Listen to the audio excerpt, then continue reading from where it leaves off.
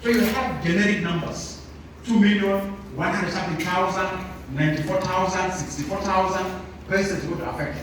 How many of them constitute persons with disability? That data is missing. That data is missing, and that data is affecting people with goodwill who want to specifically put their money to respond to the needs of persons with disability. They find it very hard now. How can I support? How can I put my resources? I think it's something that we need to further improve. We need to further improve. If we don't improve it at national level, this is in our findings, our recommendation. If we can't improve reflections of population of persons with disabilities at national level, let us try to ask state committees to improve. Because the state committees are very easy in getting those numbers. If you go to each state response committee, they can easily get it because national level is dealing with collective data. But at least the states are dealing with specific data. And the states can get it from the counties. Now, when we go and we check the aggregated, another thing that is very important is we choose numbers of persons with disability. Let us also focus on the types of disability.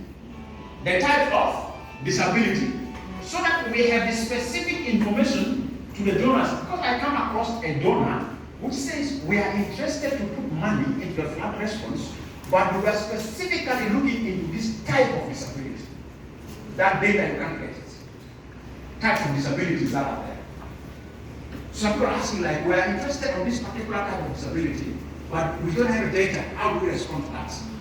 Some people are looking into mental health cases. So for me, it's another opportunity that also we have. That if we look at the population of persons with disability, let us also go down and define the type of disability. Because that will help the donor to say, we want to specifically respond to this in this particular type, or we respond to this in other particular type. So that for me is an element of disability inclusion. The other findings that we came across is that we have seen so many messages. We have seen messages. And these messages are mainly messages around alerts. These messages are alerts. But the means of conveying these messages should also take into account disability concerns. You see, for instance, we may have text messages in phones. We take into account how we communicate this to persons with disabilities too. So there are quite a number of messages that are very positive messages around the floods, alerts, like please be prepared in the next 3 months or 2 months, the amount of water is going to increase in Payam A. And we need population of Payam A to move to Payam B. Yes.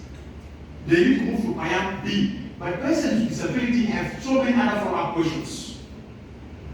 When are we start moving? How are we moving? You know, those questions of persons with disability need to be taken into account in the messaging. So we need to make the messaging as much as inclusive. And for me, in terms of recommendation, that comes forward is that also at the level of the committees, we need to start assigning any member of the committee, whether at national level or at state level or at county level, to be disability focused.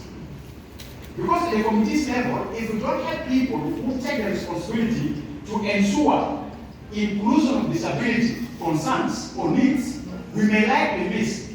It's not that